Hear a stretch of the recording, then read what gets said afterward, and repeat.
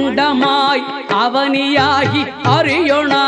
பொருளதாகி தொண்டர்கள் குருவுமாகி புகழறு தெய்வமாகி எண் திசை போற்ற நின்ற என்னருள்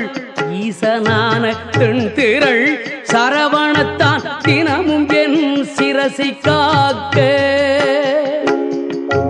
அண்டமாய் அவனியாகி அறியொணா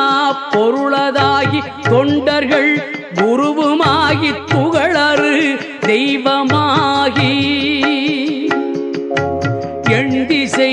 போற்ற நின்ற என்னருள்